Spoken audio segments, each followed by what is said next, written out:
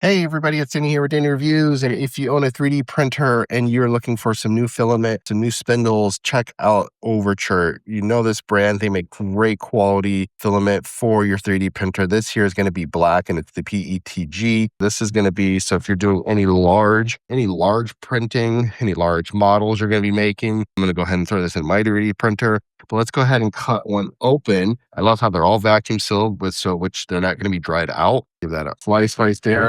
Oh, they are actually right here. Have it. So there it is. PETG filament. This is on a nice cardboard roll and some matte plastic, which I really like. And again, this is a nice spindle of that black filament. You can see here, this is going to be great for printer speeds of 300 millimeters per second.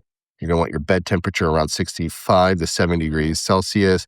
And then your nozzle temperature for this particular filament around 230 to 260 degrees Celsius.